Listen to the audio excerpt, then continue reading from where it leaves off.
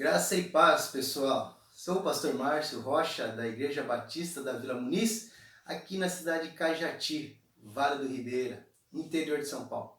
Ou, como simplesmente nos chamamos, da família IBVM.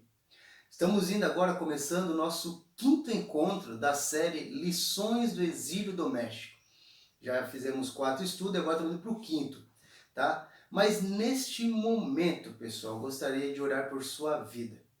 Queria colocar diante de Deus sua vida, sua família. Sei que muitos estão precisando de paz nesse momento, muitos estão muito preocupados, todos estamos, mas pedimos agora a paz de Deus que excede todo entendimento, tá? E se caso alguém na sua família seja doente, se caso alguém precise de cura física, cura espiritual, cura emocional, vamos orar por isso também. Lembrando que Deus alcança todo lugar. Não necessariamente você precisa estar numa igreja, tá? Deus é onipotente e onipresente. E lembre-se, o poder da oração não está em quem ora, mas está em quem ouve as orações, que é Deus. A minha oração e a tua oração, ela é igual. O que importa é como Deus irá responder, tá ok? Vamos entrar nesse momento com confiança e com muita fé na presença de Deus. Pai querido, obrigado a Deus por esse momento que vamos ter juntos, ó Deus. Pai amado, abençoe a cada um que está ouvindo agora, ó Deus, esta oração. Se alguém aqui, ó Pai, que esteja com uma doença física, precisando de cura, ó Pai, uma doença emocional, ou até mesmo, ó Pai, uma fraqueza espiritual, Deus amado, abençoe e cure-os, ó Pai, em nome de Jesus. Pai, peço por aqueles que estão tão preocupados, ó Pai, com tudo que está acontecendo. Pessoas, empresários, funcionários, o pessoal da área de saúde, a mais diversa área, Pai. Todos que estão muito preocupados, muito temerosos com o momento, Pai. Há tanta desinformação, há tanta questão que nós não sabemos em quem acreditar e em como acreditar e o que fazer. Mas peço que o Senhor nos dê paz, direcione nossos governantes, para que tudo acabe bem, Pai. Abençoe a cada um, em nome de Jesus. Amém. Amém. Pessoal, eu estou aqui agora com a camisa do nosso Papo de Macho, que é um dos ministérios que nós temos aqui na nossa igreja, um ministério voltado especialmente aos homens, tá? Temos nossas reuniões todo mês, a última sexta-feira do mês. Acabando tudo isso, eu espero você, homem, macho, que esteja participando conosco dos nossos encontros, tá? Lembrando que temos o Encontro das Maravilhosas também direcionado a todas as mulheres, que é fantástico, uma palavra direcionada às mulheres. A nossa MCM, Mulheres Cristãs em Missão, onde elas trabalham, oram, estudam, cantam também para a honra e glória ao nosso Deus. E temos em nossa igreja também o nosso Ministério dos Samurais de Cristo. É um projeto maravilhoso de judô. No último vídeo eu estava com a camisa do projeto, esqueci até de falar. Tá? Hoje atendemos cerca de 45 alunos. Servimos lanche, temos toda segunda, toda quarta-feira, de crianças de 4 anos até adultos de 45, 46 anos. Tá? Temos alunos com necessidades especiais, temos crianças que aprendem conosco princípios do judô, que é disciplina, respeito e, acima de tudo, princípios bíblicos. Após todo o treino, fazemos orações e uma devocional da Palavra de Deus. Tá? Venha conhecer. Depois que passar tudo isso, quero te deixar o convite para vir conhecer aqui a nossa Igreja Batista na Vila Muniz, aonde você será recebido com muita alegria. Tá? E nesse momento, vamos estar ouvindo um lindo louvor. Parte do nosso Ministério de Louvor ensaiou, queria deixar com você para que essa palavra, esse louvor entre em teu coração. Logo após o louvor, vamos estar tendo o nosso countdown de 3 minutos e aí entraremos com a nossa mensagem. E ó, desafio seguinte, pegue tua Bíblia, enquanto isso, pegue papel, pegue caneta, convide seus amigos, familiares para estarem assistindo juntos, porque hoje vamos estudar um texto que, sem sombra de dúvida, é um dos textos mais barra pesada da Bíblia. Vai ser tremendamente abençoador para nossas vidas, tá bom? Fique com esse lindo louvor e até daqui a pouco.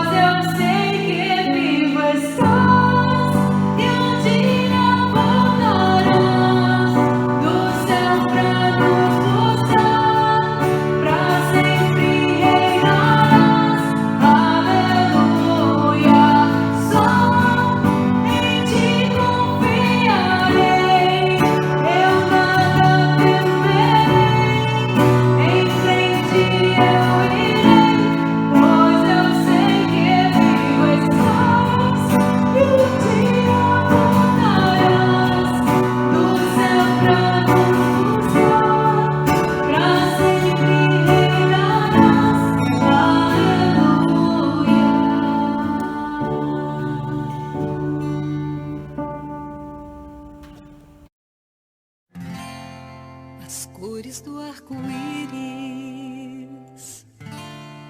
a brisa murmurar, o olhar apaixonado de alguém que está aprendendo a amar,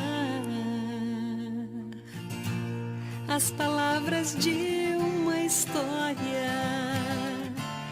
as estrelas a brilhar. Deus criou o mundo todo pra testemunhar.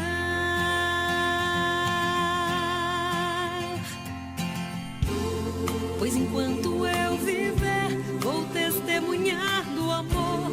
Que minha vida seja a prova da existência do Senhor.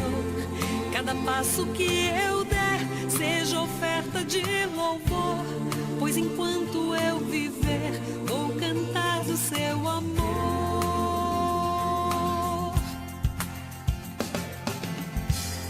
As montanhas e os vales, os rios e os mares, alguém que estende a mão pra ajudar a levantar o seu irmão. Um sorriso de criança, o perfume de uma flor, testemunham em silêncio do amor do Criador.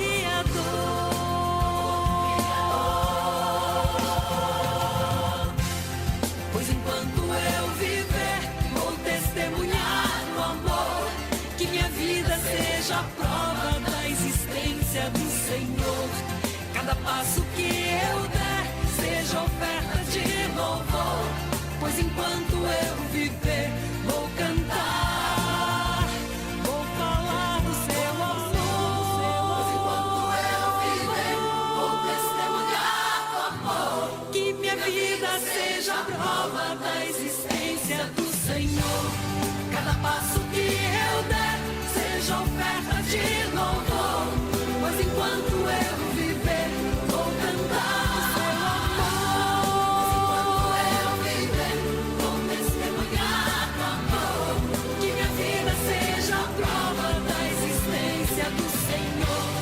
Cada passo que eu der seja oferta de louvor. Pois enquanto eu viver, vou cantar do seu amor.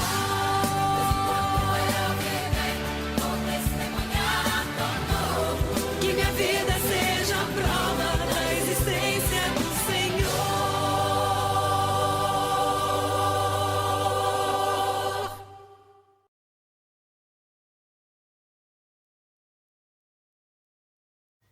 E aí, pessoal, estamos de volta. Que lindo louvor, na verdade. Que Deus fale poderosamente ao teu coração. E hoje nós vamos estudar um texto da Bíblia que se encontra em 2 Reis. Abre lá na tua Bíblia, 2 Reis, capítulo 6 e 7. Tá? Eu quero pedir primeiro perdão, tá? Tem sido muito novo para mim, nunca imaginei que ia gravar vídeo, isso é bem complicado, estou aprendendo muita coisa. Graças a Deus muitas pessoas têm se levantado para nos ajudar.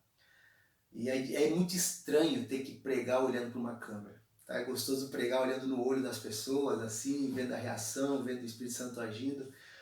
Mas que Deus tenha misericórdia nas nossas vidas e que logo tudo acabe, tá bom? Mas eu espero que, sendo mesmo assim, a palavra ela é viva e eficaz e estará tocando em teu coração. Livro de 2 Reis, capítulo 6, capítulo 7. Só para te ajudar, 2 Reis vem depois de 1 Reis, tá bom? Para facilitar um pouquinho. Pessoal, deixa eu citar um pouquinho o que está acontecendo. O título da mensagem é: Quem é você em meio à crise? Olha só.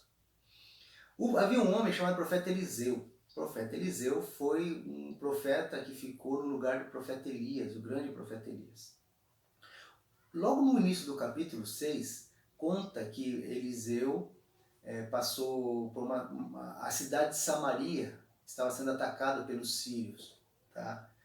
E o profeta Eliseu foi usado por Deus para proteger aquele povo. E aconteceu algo muito interessante. O profeta Eliseu orou a Deus Imagina, Samaria estava cercada, havia um cerco, as cidades eram muradas, então o exército inimigo, uma das técnicas de guerra era cercar a cidade, os muros, assim ninguém saía, ninguém entrava e a pessoa ou morria de fome ou se entregava. Era uma vitória sem luta. E conforme os sírios estavam vindo, o profeta Eliseu orou a Deus e a Bíblia fala que todos eles ficaram cegos, todos os soldados ficaram cegos. E eles foram levados cegos dentro de Samaria, olha que loucura. Eles entraram cegos dentro da cidade de Samaria, os inimigos, Deus levou os inimigos de mão beijada. Aí a palavra de Deus nos diz que quando eles abriram os olhos, eles viram que estavam dentro da cidade inimiga, que eles queriam destruir. E nisso o povo de Samaria, os samaritanos, ficaram felizes, que eles falaram, Deus entregou nossos inimigos em nossas mãos, agora é só matar eles. Aí o profeta Eliseu disse o seguinte, não vamos matá-los. Deem comida, deem bebida e deixem em paz. Olha só. Gente, deixa eu fazer um parênteses aqui. Às vezes nós temos dentro do da nossa tradição dizer que o Deus do Antigo Testamento era o Deus da ira, o Deus do Novo Testamento era o Deus da graça. Não, é o mesmo Deus. Tá? O Deus do Antigo Testamento, eu comento na nossa igreja, para mim, no Antigo Testamento eu vejo muito mais a graça de Deus agindo. Por quê? Caim matou Abel. Deus não permitiu que Caim fosse morto por causa disso. Certo? Várias passagens sobre Nínive. Nínive devia ser destruída. E Deus libertou Nínive. Deus não destruiu Nínive. Tantas e tantas passagens. Leia o livro de Juízes, o livro de Reis, como Deus mostrava misericórdia. Já no Novo Testamento, Ananias e Safira mentiu uma vez e caíram mortos. Olha só, mortos. Então, Deus é o mesmo. Deus ele age da mesma maneira. O que acontece é que no Antigo Testamento, o povo era muito primitivo. Não podemos imaginar as histórias do Antigo Testamento levando em conta os nossos dias atuais. O povo era muito primitivo, era muito diferente. Por que eu estou dizendo isso? Porque esse texto nos vai levar a coisas primitivas demais. E talvez mexa muito com você. Então, Eliseu libertou o exército sírio de serem mortos. Eliseu libertou o inimigo de ser morto. Os samaritanos fizeram o que Eliseu disse. Lembra que o povo sírio entrou cego dentro de Samaria, acharam que poderiam matar, e Eliseu falou, não vamos matá-los. Deem comida, deem bebida e deixem o inimigo ir embora. Beleza. Maravilha. O que acontece, gente? Agora, capítulo 6, versículo 24. Diz o seguinte, algum tempo depois, não sabemos quanto tempo depois disso, Ben-Hadad, o rei da Síria, ele mobilizou todo o seu exército e novamente cercou Samaria. Não sabemos ao certo se foi o mesmo rei da primeira vez, não sabemos quanto tempo se passou. O que acontece é o mesmo exército sírio que anteriormente havia tentado cercar Samaria e Deus cegou eles e o povo alimentou e foi mandado embora. Esse exército, esse povo volta de novo a Samaria e de novo faz um cerco contra ela. Versículo 25. O cerco durou tanto e causou tamanha fome, prestem atenção, que uma cabeça de jumento chegou a valer 80 peças de prata e uma caneca de esterco de pomba, 5 peças de prata. Você gosta de uma comida exótica? Imagina uma cabeça de jumento valer 80 peças de prata e uma caneca de esterco de pomba, de cocô de pomba, 5 peças de prata. Por que isso acontece? A cidade estava cercada. O povo não podia sair e nada de comida podia entrar dentro da cidade. A comida de dentro da cidade começou a acabar. A comida de dentro da cidade começou a não existir mais. E aí o povo começa a comer aquilo que eles não comeriam. Como, por exemplo, uma cabeça de jumento e cocô de pombo. Isso nos leva, a crise leva a isso. A crise leva a esse tipo de situação. E no versículo 26 diz o seguinte: um dia, quando o rei de Israel inspecionava os muros da cidade, uma mulher gritou para ele: socorro, majestade! E o rei respondeu: se o Senhor não socorrê-la, como poderia ajudá-la? Olha só, acaso há trigo na eira ou vinho no lagar?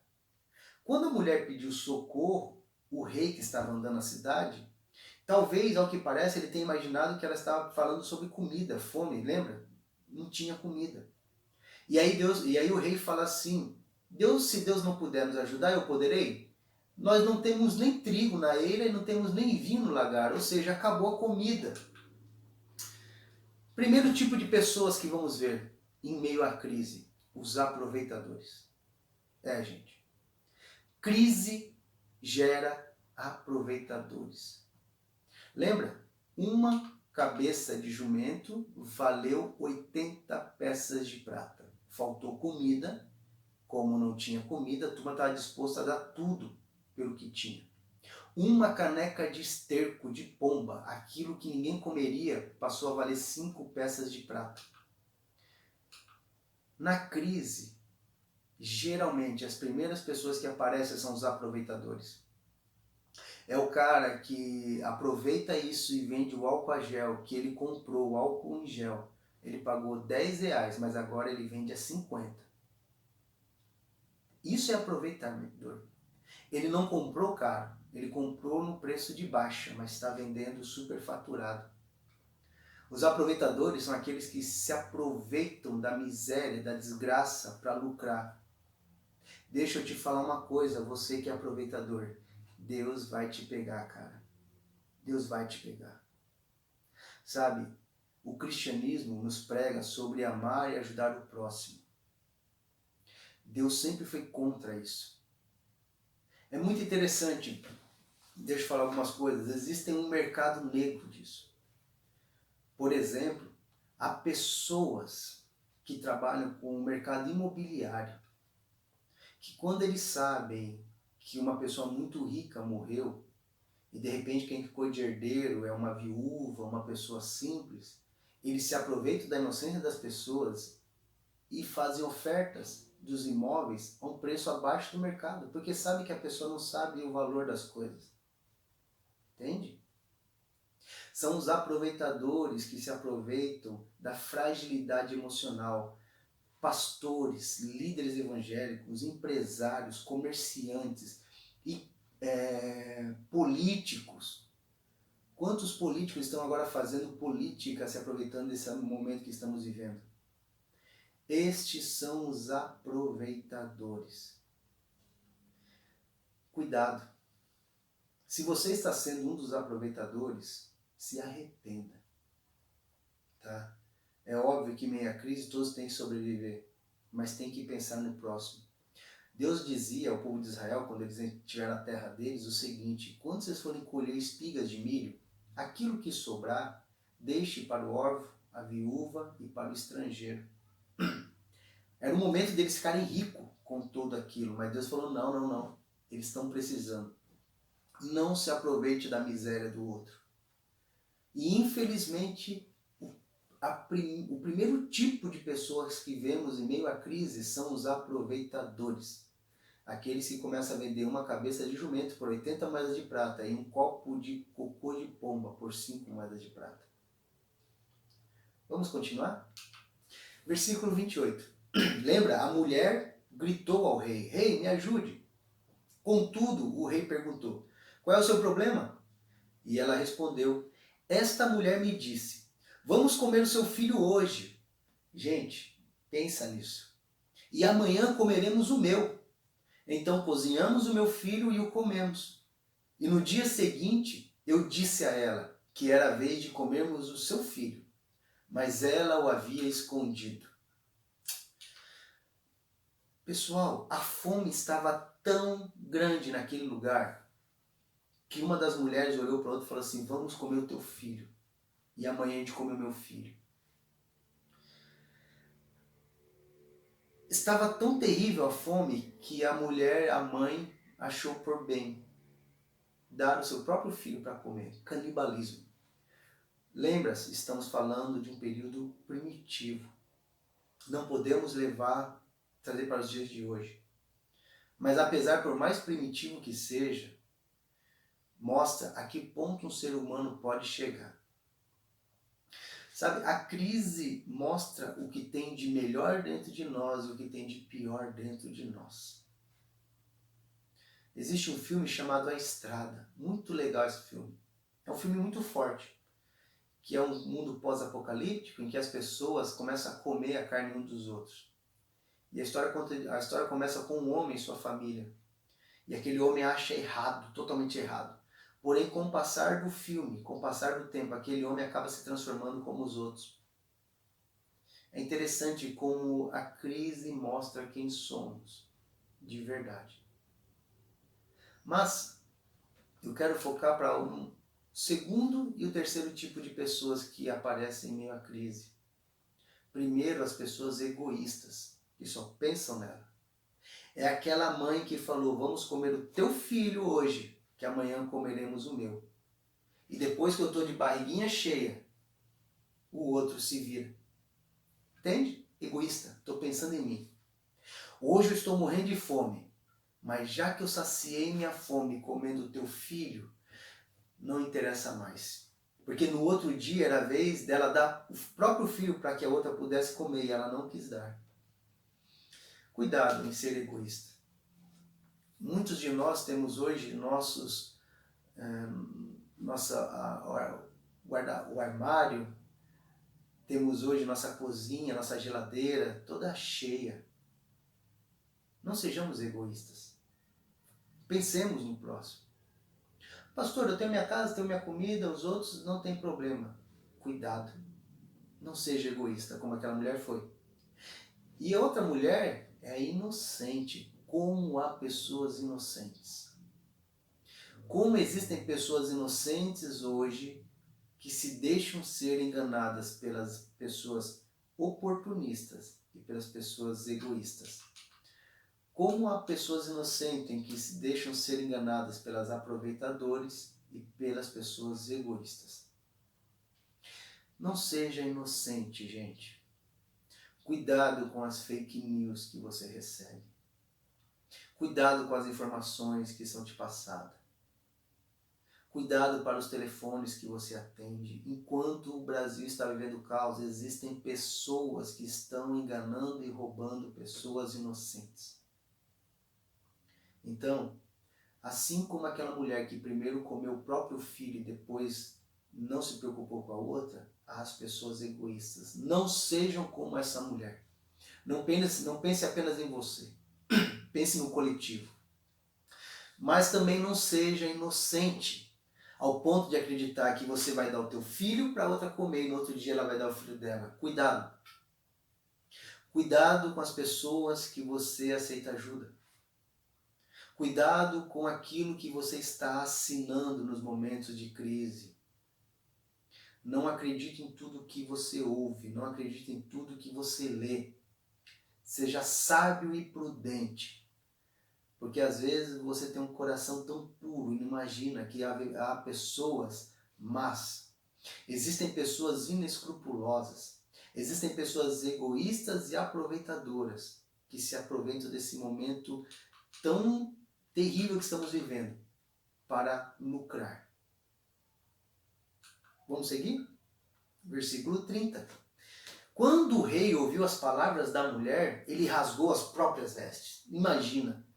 A mulher chega e fala, meu rei, ontem comemos meu filho. E hoje era a vez de comer o filho dela, ela não permitiu. O rei rasgou as vestes porque aquilo doía. A que ponto que chegou a situação do seu povo? Comendo o próprio filho. E como estava sobre os muros, o povo viu que ele estava usando pano de saco por baixo, junto ao corpo. E ele disse, Deus me castigue com todo o rigor, se a cabeça de Eliseu, o filho de Safate, continuar sobre os seus ombros. Sabe por que o rei estava revoltado com Eliseu? Porque lembra, no início, quando um tempo antes, todo o exército sírio estava ali, dentro de Samaria, cegos, Era só eles matarem o exército, estava facinho, facinho. Eliseu falou, não mate, dê comida, dê bebida e mande eles embora. Na cabeça do rei, o rei falou assim, Eliseu é um miserável. Se nós tivéssemos matado os sírios naquela hora, a gente não estava passando por isso. É por isso que o rei estava revoltado contra Eliseu. Versículo 32. Ora, Eliseu estava sentado em sua casa, reunido com as autoridades de Israel. E o rei havia mandado um mensageiro à sua frente. Mas antes que ele chegasse, Eliseu disse às autoridades, aquele assassino mandou alguém para cortar minha cabeça? E quando o mensageiro chegar, fechem a porta, mantenham-na trancada. Vocês não estão ouvindo os passos do seu senhor que vem atrás dele? Enquanto ainda lhes falava, o mensageiro chegou, e na mesma hora o rei disse, esta desgraça vem do Senhor. Por que devo ainda ter esperança no Senhor? Olha só, gente. O rei, o líder daquela cidade, ele estava tão desesperado que ele falou, tudo isso está acontecendo porque é o Senhor que está mandando. E como eu ainda devo ter esperança nesse Deus? E posso te dizer, talvez isso seja o que passa no coração de muitos de nós, inclusive no teu coração. Por que Deus está mandando isso? Por que está acontecendo isso em nossa nação? Por que eu devo ter esperança nesse Deus? E o lema da nossa igreja nesse período é, não tenha medo, tenha esperança. Mas como ter esperança se esse Deus nos castiga, se é Ele que está enviando? Bom, não sei. Talvez tudo isso seja um trabalhar de Deus em nossas vidas. Tudo isso Deus está querendo nos ensinar algo. Mas assim como o rei de Samaria estava revoltado com Deus, talvez você esteja revoltado com Deus também. E olha como o texto continua, capítulo 7, versículo 1. E Eliseu respondeu, ouçam a palavra do Senhor. Assim diz o Senhor, amanhã, por volta desta hora, na porta de Samaria, tanto uma medida de farinha como 2 medidas de cevada serão vendidas por uma peça de prata. Gente, que loucura! O rei está indo para matar Eliseu.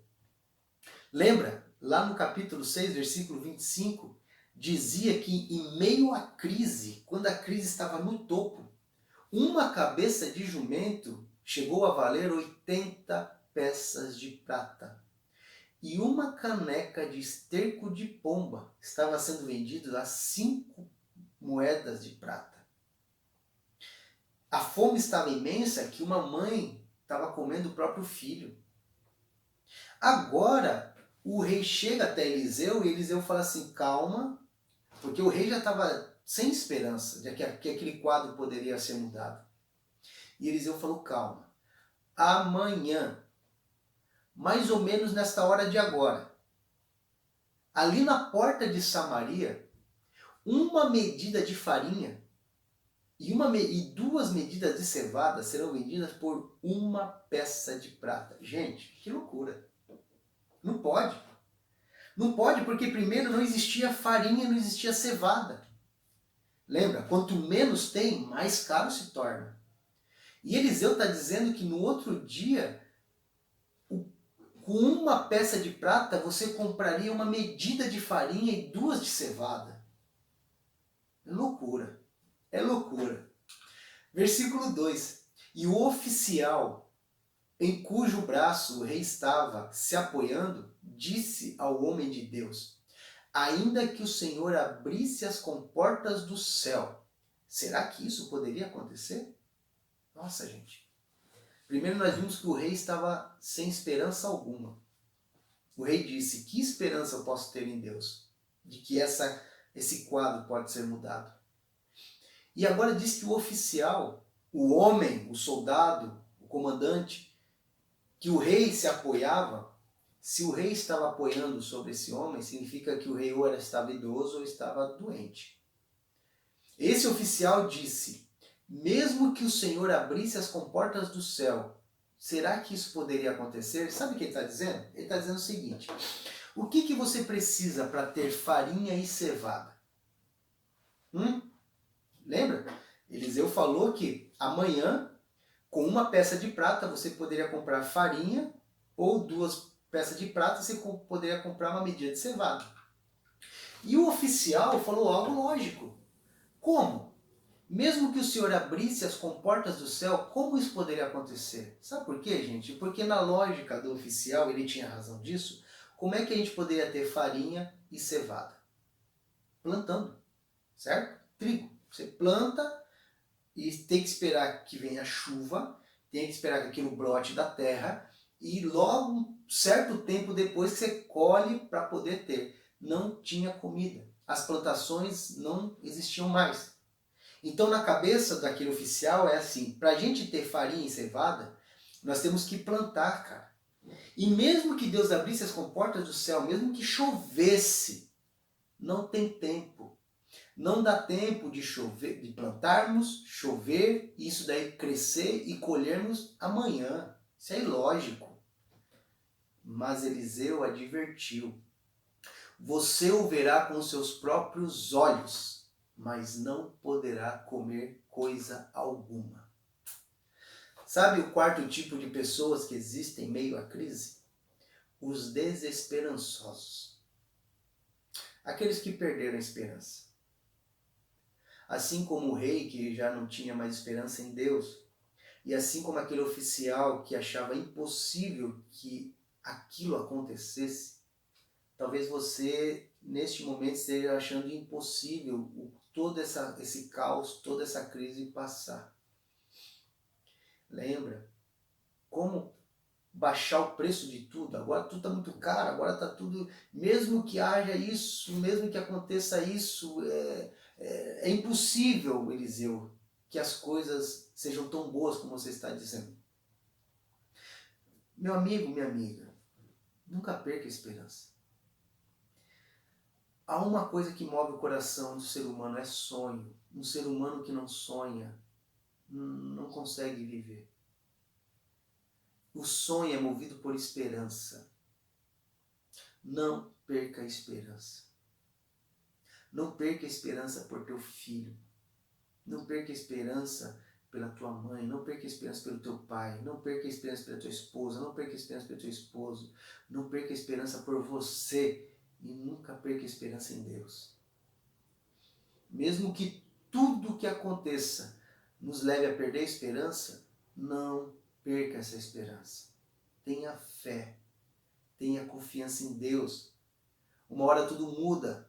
Uma hora esse quadro se restaura. Olha para a história, gente. Pense recentemente na Segunda Guerra Mundial, a destruição que houve da bomba atômica lá no Japão. Devastou o Japão. E olha a potência que o Japão é hoje. Olha para a história e veja os países que foram devastados por crise. E olha o que se tornaram esses países hoje. Olha para a tua vida, o que era antes, e olha o que tem sido hoje. E há um trecho na Bíblia, em Lamentações, ao qual o profeta Jeremias diz o seguinte: eu quero trazer à memória aquilo que me dá esperança. Sabe por quê? Porque o profeta Jeremias estava passando um momento de exílio. O povo de Israel havia sido levado para o cativeiro, o povo de Judá havia sido levado para o cativeiro da Babilônia. Jeremias não foi levado para o cativeiro, ele ficou com o povo lá na sua terra, sofrendo, passando fome, passando dificuldade. Escassez de comida, crise, problemas políticos, morte, desgraça, guerra civil. Um matava o outro, o próprio irmão matava o irmão. Em meio àquele caos, Jeremias diz: eu quero trazer à memória aquilo que me dá esperança. Quando Jeremias diz isso, ele se lembra de várias passagens, várias vezes que o povo de Deus foi liberto por Deus. Quantas vezes os filisteus haviam atacado o povo judá, os amonitas, os amalequitas? Quantas vezes eles atacaram o povo judeu e Deus os libertou? Ou então o povo que estava no Egito durante 400 e poucos anos e Deus libertou do cativeiro egípcio e deu a liberdade a eles. Então Jeremias ele prefere trazer à memória aquilo que daria esperança a ele.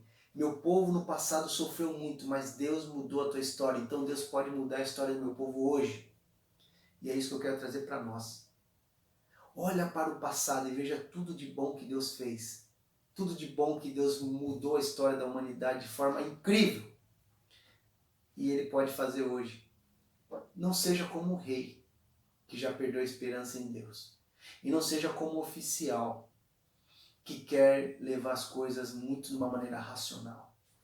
Creia no sobrenatural e no impossível de Deus.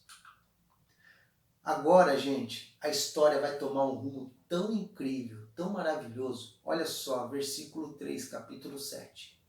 Nisso tudo, em meio a isso tudo, lembra-se, não podemos esquecer que Samaria estava cercada. O exército sírio estava ao redor de Samaria. E em meio a essa história, tinham 4 leprosos. Olha lá, 4 leprosos junto à porta da cidade. Leprosos eram pessoas que tinham lepra e que naquela época eram tidos como amaldiçoados. Os leprosos não ficavam nem dentro da cidade, eles ficavam à porta da cidade para pegar a esmola do povo e poder viver. E esses 4 leprosos estavam justamente na porta, por lado de fora. Sabe, você pensa que a tua situação está difícil? A gente olhou, os caras dentro da cidade estavam comprando uma cabeça de jumento por 80 moedas de prata, uma caneca de cocô de pomba por 5 moedas de prata. Uma mãe estava comendo outro filho. E a gente fala, meu, que desgraça. Mas tinham 4 leprosos que estavam na porta da cidade, lá de fora. Esses não tinham cocô de pomba, esses não tinham cabeça de jumento e muito menos filhos para comer. Você acha que a tua situação está difícil? Saiba que há pessoas pior do que você. E esses 4 leprosos, versículo 3, disseram uns aos outros, por que ficar aqui esperando a morte? Se resolvermos entrar na cidade, nós vamos morrer de fome, porque dentro da cidade não tem comida. Mas se ficarmos aqui, também morreremos. Gente, não é o que a gente está vivendo hoje? Se for trabalhar, eu posso morrer por causa da doença. Se eu ficar em casa, eu vou morrer porque eu não vou ter comida. Gente, olha só. A história se repete. O problema que passamos hoje não é novo, não é novidade. E ele continua. Vamos, pois, ao acampamento dos arameus para nos render. Os arameus eram um povo que lutava pelo exército sírio. Se eles nos pouparem, viveremos. Se nos matarem, morreremos. Ou seja, gente, sabe o exército inimigo que está cercando a gente aqui? Vamos lá. Cara, você tá louco, os caras são inimigo. Cara, se a gente for lá e eles matarem a gente morre. Se a gente ficar aqui, a gente vai morrer. Mas, se de repente ele nos poupar, a gente vive. Sabe aquele negócio de que o não eu já tenho? Não tenho nada a perder? Então vamos. Era isso que aqueles leprosos estavam fazendo. Tem hora, gente, que não temos nada a perder. Tem hora que é preciso tomar uma decisão. Tem horas que não dá para ficar sentado. E aqueles leprosos falaram, se ficar o bicho pega, se correr o bicho come. Então, vamos lá. Versículo 5. Ao anoitecer, eles foram ao acampamento dos arameus. E quando chegaram às imediações do acampamento, não havia ninguém ali. Olha só, quando chegaram perto do acampamento, estava tudo vazio. Pois o Senhor tinha feito os arameus ouvirem o ruído de um grande exército com cavalos e carros de guerra, de modo que disseram uns aos outros, ouçam, o rei de Israel contratou os reis dos hititas e dos egípcios para nos atacar. E então, para salvar suas vidas, fugiram ao anoitecer, abandonando tendas, cavalos e jumentos, deixando o acampamento como estava. E tendo chegado às imediações do acampamento, os leprosos entraram numa das tendas, comeram e beberam, pegaram prata, ouro, roupas e saíram para esconder tudo. E depois voltaram, entraram noutra tenda, pegaram o que quiseram e esconderam isso também. Gente, que demais! Quando aqueles leprosos chegaram no acampamento dos inimigos, não tinha mais ninguém, os caras fugiram e largaram tudo. Por quê? Porque naquela noite, Deus fez com que eles ouvissem barulhos de vários cavalos, de carroças, de guerra, vindo, e os caras ficaram com medo. Os caras pensaram assim, rapaz, tá vindo o exército egípcio para ajudar o povo de Samaria aqui. Nós vamos morrer. E os caras fugiram. Quando eles fugiram, eles largaram tudo lá. Comida, bebida, ouro, prata. Quando aqueles 4 leprosos viram tudo aquilo, enlouqueceram. Comeram, beberam, pegaram prata, ouro e esconderam. Por que eles esconderam? Porque no coração deles estava, vamos pegar para nós. Vamos pensar em nós. Mas olha o que acontece. Versículo 9. Então disseram uns aos outros, não estamos agindo certo. Este é um dia de boas notícias e não podemos ficar calados. Se esperarmos até o amanhecer, por Deus, vamos imediatamente contar tudo no palácio do rei.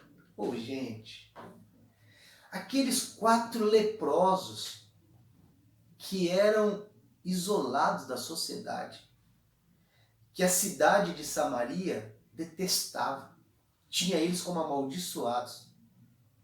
Esses 4 leprosos, eles são os primeiros a terem a barriguinha cheia. São os primeiros a beber um bom vinho, comer uma boa comida, pegar ouro, prata, descansar. Enquanto eles estão comendo dentro da cidade, aqueles que se achavam puros, aqueles que se achavam santos, estão morrendo de fome. Enquanto isso, Deus abençoa primeiro os miseráveis. Enquanto aqueles que se achavam bons o suficiente estão sofrendo, Deus primeiro enche a barriga dos miseráveis, daqueles que estão à margem da sociedade, daqueles que ninguém dá nada. E olha que engraçado, essas pessoas, esses 4 leprosos, que foram excluídos da sociedade devido à sua doença, passaram por humilhações por causa da sua doença, e que tinham todo o motivo do mundo para pensar apenas em si, tinha toda a razão para pensar assim, vamos comer, beber e deixa que eles lá sofram. Não. Eles pensaram, não é certo o que fazemos, porque este é um dia de boas notícias. Este é um dia de boas novas. Se fôssemos traduzir para o grego, este é o dia do Evangelho.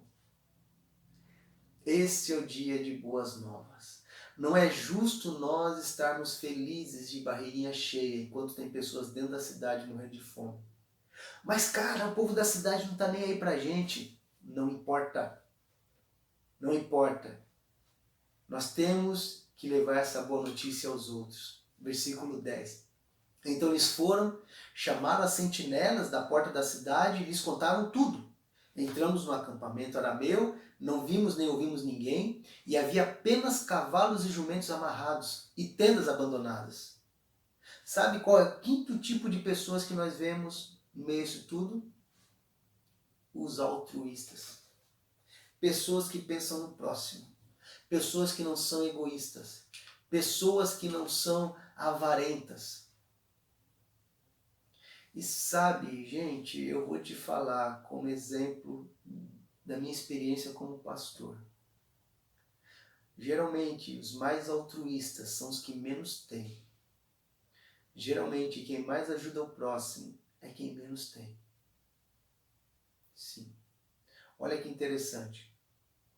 Quando acontece alguma coisa numa favela, quando barracos pegam fogo, ou quando acontece uma enchente, alguma coisa, quanto mais simples a pessoa é, ela chama um vizinho, um amigo para morar dentro do seu barraco. Onde dorme 3, dorme 8. Onde come 1, come 5. A gente divide. E parece que quanto mais nós temos, mais egoísta nos tornamos. Sabe por quê? Porque como aqueles leprosos já estavam acostumados a passar necessidade, eles não tinham dificuldade em compartilhar.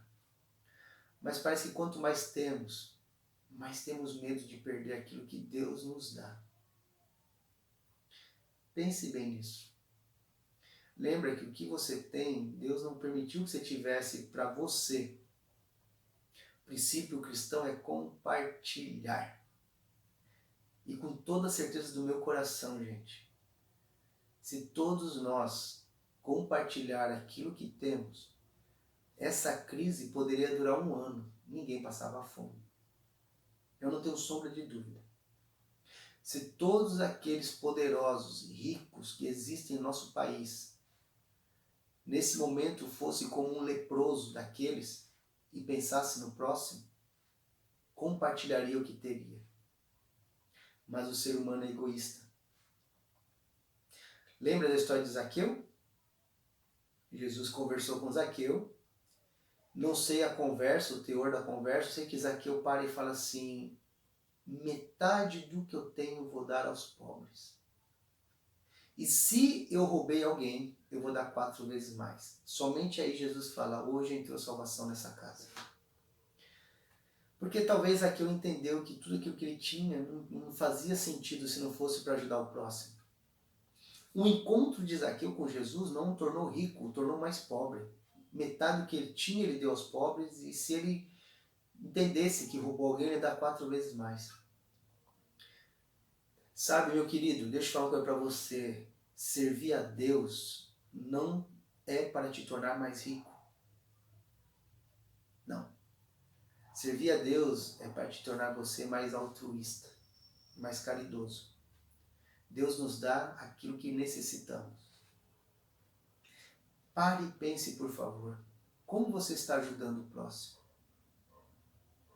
Como você tem abençoado aqueles que precisam? Será que você é como das pessoas da cidade, egoístas? Um daqueles que está se aproveitando da situação para ficar rico com a desgraça do outro? Ou você é como um leproso, que sabe que é um miserável e que aquilo que Deus te deu, você agora tem que compartilhar? Vamos continuar, versículo 11. As sentinelas da porta proclamaram a notícia e ela foi anunciada dentro do palácio. Aí o rei se levantou de noite e disse aos seus conselheiros: eu lhes explicarei o que os arameus planejaram. Olha só, na cabeça do rei. O rei falou assim: rapaz, esse negócio que os leprosos estão falando não está meio estranho. Mas eu vou explicar para vocês. Como eles sabem que estamos passando fome, eles deixaram o acampamento, se esconderam no campo, pensando: com certeza eles sairão e então os pegaremos vivos e entraremos na cidade. Tinha lógica, olha só. O que o rei estava pensando tinha muita lógica. Os caras fingiram que fugiram. Agora nós saímos da cidade, vamos lá e eles pegam a gente fora da cidade. Versículo 13. Um dos seus conselheiros respondeu: manda que alguns homens apanhem 5 dos cavalos que restam na cidade. O destino desses homens será o mesmo de todos os israelitas que ficarem. Sim, como toda esta multidão condenada. Por isso, vamos enviá-los para descobrir o que aconteceu. Que miserável, né?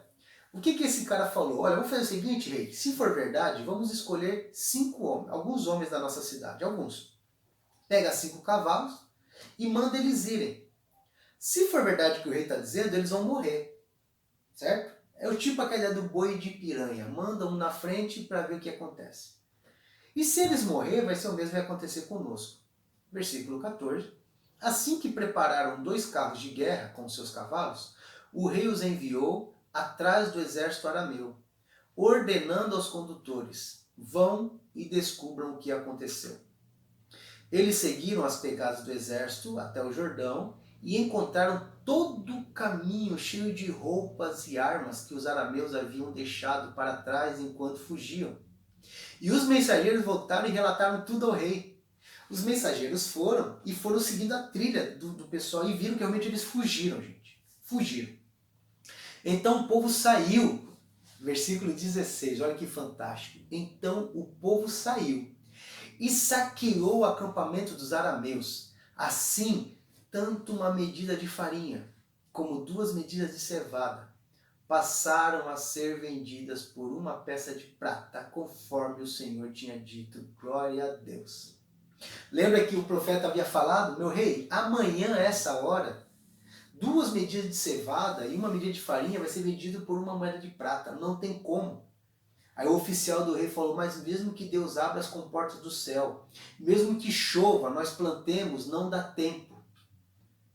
Mas no plano de Deus, Deus não estava pensando em plantio, em crescer a cevada, em colher. Não.